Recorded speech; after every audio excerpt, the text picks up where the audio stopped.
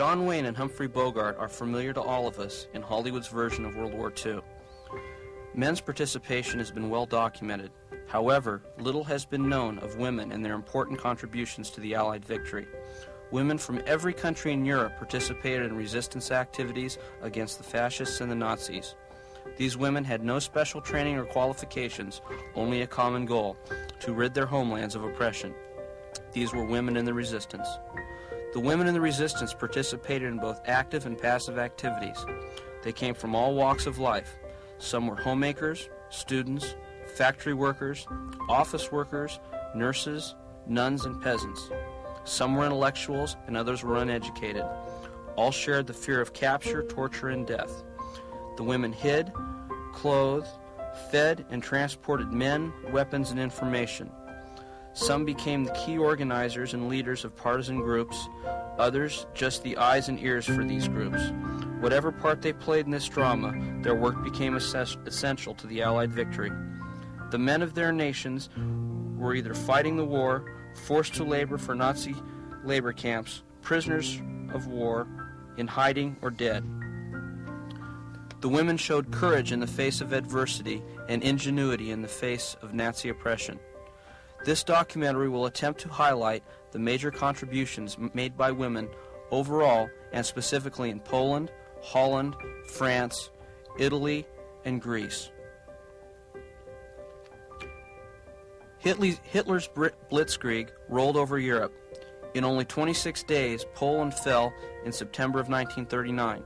Holland fell in 5 days, and Belgium in 18 days in May of 1940. France fell in June of 1940. Italy, who was a member of the Axis alliance, didn't find themselves under the Nazi power until September of 1943. In September of 43, Italy's King Victor Emmanuel signed an armistice with the Allies, and the Fascist Party deposed Mussolini. In response, Hitler sent German troops through the Alps and occupied Italy as far south as Naples. Italy was divided into two spheres, one controlled by the Allies and the other controlled by the Nazis. Thus, active Italian resistance was born. France's resistance began after their humiliating defeat by the Germans in only 6 weeks. The Germans took control of the north, west, and the coast of France after the armistice was signed. The rest of the France was governed by the Vichy. Within days of Holland's fall, many Dutch citizens began participating in passive resistance to the Nazis. Thousands of women in each country were left without fathers, sons, husbands, or brothers. The resistance movements were loosely organized and at times supplied by the Allies, especially England. They gathered intelligence information and relayed it to the Allies. The resistance participated in sabotage and guerrilla warfare.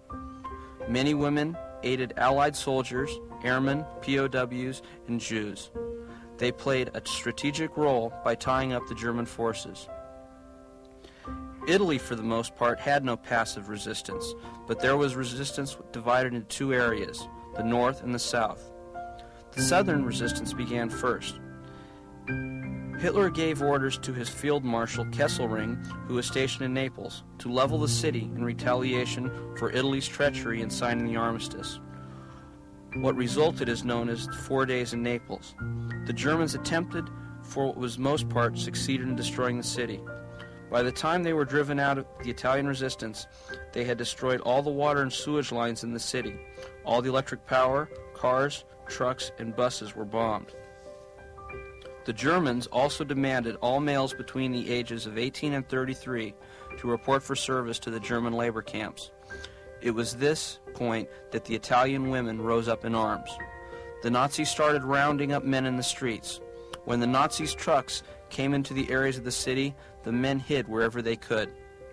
The women would swarm into the streets carrying brooms and whatever else they had at hand.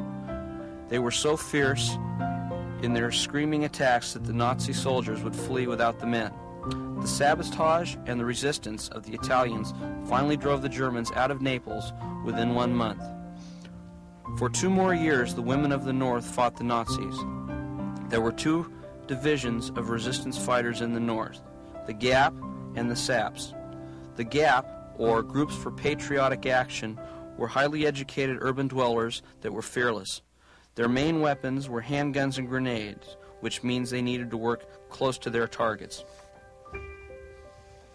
Their specialty was assassination of high-level officers and radio communications. The Gapists also published clandestine newspapers that included Allied information of war events as well as partisan events and women's roles. Some of these were named The New Reality, Women at War, and Women's Voice. They were instrumental in focusing the issue of the Italians' women's role after the war on a democratic society. Another group was the SAP, which stood for Squads of Patriotic Action. They specialized in hiding and moving hundreds of thousands of ex-Army Italians and Allied POWs to the countryside. They often found targets for Allied bombing raids or partisan night attacks. Some of these attacks included the bombing of German barracks, the distribution of communications and their food lines, as well as stealing weapons and ammunition. The Italian resistance movement was essential to the victory of the Allies in Italy, and women were essential to the resistance movement. Between 1943 and the Italian resistance and the 1945 Italian liberation at the hands of the Allies, 35,000 women participated in the resistance. 5,000 were imprisoned, 650 were executed or killed in combat, 3,000 were deported to Germany, and won the gold medal for valor. In Holland, apart from 3 massive nationwide strikes, there were many acts of symbolic resistance, such as affixing stamps to the left-hand corner of envelopes, because the right-hand corner belonged only to stamps with the image of the Queen. Virtually all members of the medical profession refused to practice. University students refused to sign a declaration of loyalty toward the occupying forces. In many ways, resistance was just beginning, and many of this took the form of passive resistance. In France, decorations were worn on necklaces and jewelries with the cross of Saint Lorraine. Also, stickers were affixed in public places. Other methods were defacing Nazi propaganda with the sign for V for victory. Also, active resistance took part.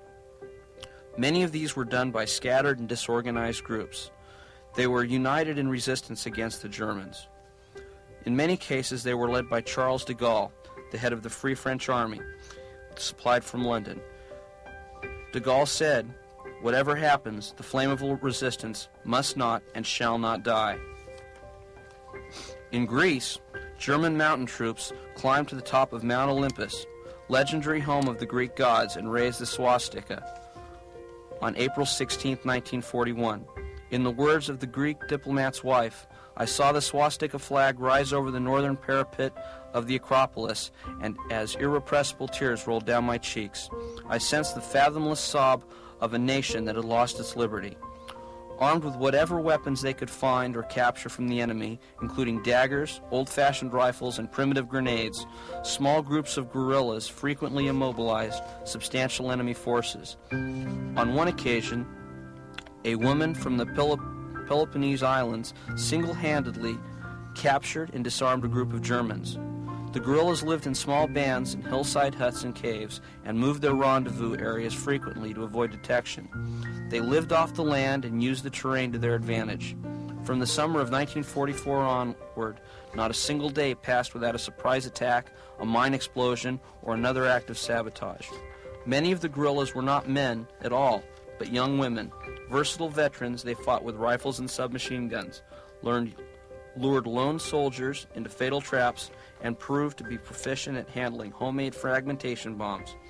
During fighting near Athens, several soldiers who surrendered were shocked to recognize among their captors were a bevy of gun-toting young women with whom they had enjoyed friendly dates with just a few weeks before.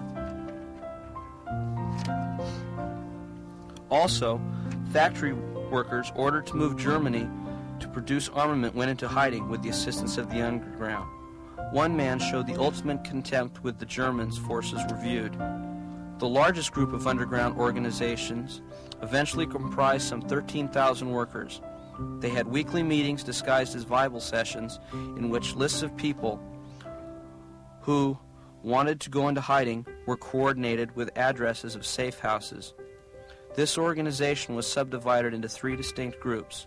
One collected information regarding police measures so as to warn those in hiding. A second specialized in faking all official documents and stamps that had to be used. A third carried out raids on population registers, food offices, labor offices, police stations, and sometimes on prisons. The underground was successful in repatriating some 3,000 Allied flyers who had bailed out over Holland and supplying the Allied effort with vital military information. One group had the sole task of collecting monies to bankroll all the activities of all of those resistance movements. These resistance groups suffered heavy losses. Of some 50 to 60,000 workers, more than 10,000 were either shot by Germans or died in concentration camps. In France, active resistance continued. The resistance began to multiply and were loosely organized and supplied by England. They gathered intelligence and relayed it back, sabotage and guerrilla warfare, and they aided in the escape of Allied soldiers, airmen, POW, and Jews. These loose groups began to unite in 1942, and the resistance movement fulfilled strategic importance of tying up the German forces. They also played an important part in aid for the impending Allied invasion on D-Day. In this work, they pinned down over 50 divisions of German soldiers that were scattered across Europe, and women took an active role in the resistance. The women in the resistance played many roles and worked at all levels.